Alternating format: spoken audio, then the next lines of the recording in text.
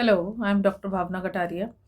आज chapter debenture के अंदर मैं जो टॉपिक यहाँ पे इस वीडियो के अंदर बनाने जा रही हूँ, वो है issue of debenture as a collateral security. और सीबीएसई के अंदर जब पेपर आता है तो वहाँ पे इस चैप्टर से रिलेटेड 3 to 4 मार्क्स की रेंज का इस टॉपिक से रिलेटेड जरूर आता है। तो इसलिए ध्यान से सुनिए। अगर वीडियो पसंद आए तो subscribe, like, share and then comment जरूर करिए। सबसे पहले इस टॉपिक को समझते हैं होता क्या है। Debenture issued as a collateral security का मतलब क्या होता है कि these debentures are issued as a security provided to the lender. Means जो लोन देता है आपको, दैट मीन्स जो कंपनी को लोन देता है उसको हम लेंडर बोलते हैं।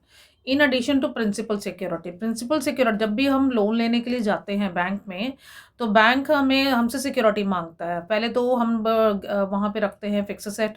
अगर फिक्स सेट के मतलब वैल्यू इज़ नॉट सफिशिएंट तो हम लोग सेकेंडरी सिक्योरिटी के तौर पे ये डिबेंचर इशू करते हैं। और इसीलिए इसको क्या बोला जाता है, collateral security. It is subsidiary और अ सेकेंडरी सिक्योरिटी, और ये बैंक को इशू कर दी जाती है। बट जब लोन वापस कर दिया जाता है तो दैट मीन ये डिबेंचर्स हमें वापस मिल जाते हैं। तो दैट मीन्स यहाँ पे सबसे पहले इंपॉर्टेंट बात है कि यहाँ पे कोई इंटरेस्ट जो है वो नहीं पे किया जाता है टू द डिबेंचर होल्डर जब कंपनी इशू करती है टू द बैंक्स। तो इसीलिए अब इसमें इसको डील करने के लिए यहाँ पे फर्स्ट 2 मेथड्स हैं। पहला मेथड के अंदर हम क्या करेंगे, ये जो डिबेंचर इशू किए जा रहे हैं टू द बैंकर्स, तो उसके लिए कोई जर्नल एंट्री पास नहीं करी जाती। हाँ, जब लोन लेते हैं तो उसकी तो एंट्री होगी नॉर्मल वे से, जैसे हम करते हैं, that means bank account debited bank loan. But जब हम डिबेंचर इशू करते हैं तो उससे रिलेटेड यहाँ एंट्री पास नहीं होती फर्स्ट मेथड के रिलेटेड। यहाँ पे फिर सिर्फ बैलेंस शीट बनती है। उसको मैं आपको क्वेश्चन जब अभी करवाती हूँ उसके साथ समझाऊंगी। और इसी के साथ जो सेकंड मेथड है, सेकंड मेथड के अकॉर्डिंगली हमारा यहाँ पे जर्नल एंट्री जो है वो पास होती है। Journal entry is made on the issue of debenture as a collateral security. पहले मेथड में नहीं होती है बट सेकंड मेथड में जर्नल एंट्री पास होती है। तो वो जर्नल एंट्री कौन सी है, debenture suspense account debited to debenture.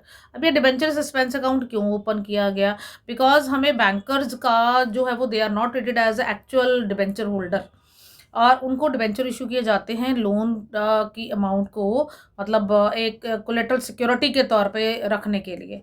जब ये बैंकर्स को हम लोन वापस कर देते हैं तो ये लोग हमें डिबेंचर्स एज इट इज़ वापस कर देते हैं। अदरवाइज हाँ, अगर लोन नहीं दिया जाता then they can sell in the market. तो इसीलिए सस्पेंस पड़ा रहता है कि इनको डिबेंचर बनाएं, डिबेंचर होल्डर बनाएं या नहीं बनाएं। तो दैट इज़ वाई हम क्या ओपन करते हैं, डिबेंचर सस्पेंस अकाउंट। तो आपकी एंट्री यहाँ पे क्या क्या कंप्लीट होती है, डिबेंचर को इशू करने की एंट्री है debenture suspense account debited to percentage जो भी वहाँ पे गिवन होगा डिबेंचर। चलिए अब इसके साथ एक क्वेश्चन करते हैं। अब आप क्वेश्चन देखिए, यहाँ पे ये क्वेश्चन वैसे पेपर में आया हुआ है 2023 के अंदर। यहाँ पे secured X limited secured loan है that is 8 lakh from the Bank of Baroda by issuing the 10,000 9% debenture of ₹100 each as a collateral security। जब बैंक से लोन कितने का लिया है, 8 लाख का। तो अगर पहला मेथड हम फॉलो कर रहे हैं तो इसकी एंट्री होगी bank to bank loan, that is 8 lakh and then 8 lakh. But debenture issue करने के लिए हम एंट्री पास नहीं कर रहे हैं, तो इसलिए no entry for the issue of debenture. अब इसका आफ्टर फैक्ट आपकी बैलेंस शीट के साथ क्या होगा, क्योंकि यहाँ पे जब इस टॉपिक के रिलेटेड क्वेश्चन पूछा जाता है तो स्पेशली बैलेंस शीट पूछी जाती है। तो हमने करना क्या है, यहाँ पे इक्विटीज एंड लायबिलिटीज में जाएंगे, देन उसके बाद non current liability, then long term borrowing 1 mark करेंगे। तो उसके बाद नोट्स टू अकाउंट्स के अंदर चले जाएंगे, वहाँ पे लॉन्ग टर्म बोरिंग लिखा जाएगा और एक स्टेटमेंट आएगी loan from bank of Baroda.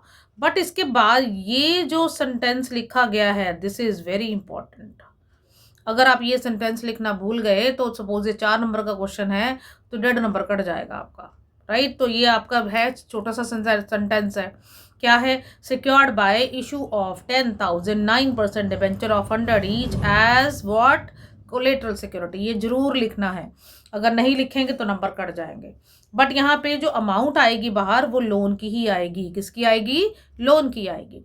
और यही लोन की अमाउंट आगे कहाँ चली जाएगी, लोन लॉन्ग टर्म बोरिंग के अंदर। तो ये आपका पहला केस हो गया। तो दैट मीन्स अगर इतना सा भी करेंगे समटाइम ये इसी चीज़ के 4 नंबर होते हैं।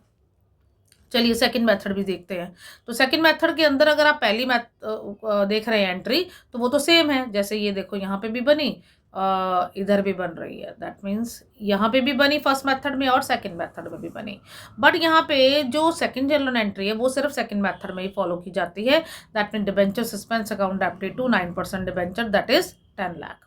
अब इसका आफ्टर इफेक्ट आपकी बैलेंस शीट के ऊपर क्या पड़ेगा, ये देखिए equities and liabilities, non current liability में चले गए, लॉन्ग टर्म बोरिंग लिखा, 1 लाख 1 मार्क लगाया तो उसको नोट्स अकाउंट्स में ले गए, लॉन्ग टर्म बोरिंग, उसके बाद लोन फ्रॉम बड़ौदा और 8 लाख। यहाँ तक तो जितना आपने फर्स्ट मेथड में भी किया था सेकंड मेथड में भी कॉमन है, बट यहाँ पे ये वाली चीज़ जिसको मैं अभी बॉक्स में डाल रही हूँ ये डिफरेंट है। यहाँ पे इसको इस तरह से नोट करना है, आप कंपैरिजन करिए, और यहाँ पे इसको आपने प्रॉपर वे से अकाउंट ओपन करके लेस करना है डिबेंचर सस्पेंस, यानी कि 10,000 9% debenture of ₹100 each as a collateral security, और अमाउंट अंदर की तरफ रखना है, कीप इन माइंड 10 लाख, और लेस करना है डिबेंचर सस्पेंस, और वहाँ से भी 10 लाख लेस करके बाहर की तरफ ज़ीरो कर देना है। बस इतना फ़र्क है इन दोनों मेथड्स के अंदर। और इसके बाद 8 लाख का टोटल करिए, यहाँ पे आ गया, और यही टोटल उठा के आपने यहाँ पे ले जाना, बिकॉज लॉन्ग टर्म बोरिंग में ये सारी चीज़ें आती हैं। तो इस तरह से आपने डील करना है। फिर आपका क्वेश्चन होगा बच्चे कि हाँ जी मैम फिर कौन सा मेथड ऑप्ट करें, जो आपको कन्वीनियंट लगता है उसके अकॉर्डिंग चलिए। बट हाँ, इफ़ नथिंग इज़ मेंशन तो आप सब बच्चों को ये पहला वाला मेथड ही सूट करेगा। तो बट अगर वहाँ क्वेश्चन में मेंशन कर दिया कि पास necessary journal entries and also prepare the balance sheet, तब आपको सेकेंड मेथड को ही फॉलो करना है, आप फर्स्ट मेथड नहीं कर सकते हैं। सो बच्चे हाँ जी, अगर वीडियो पसंद आए और आपको ये समझ आ गया है तो लाइक, सब्सक्राइब और शेयर ज़रूर करिए। Thank you.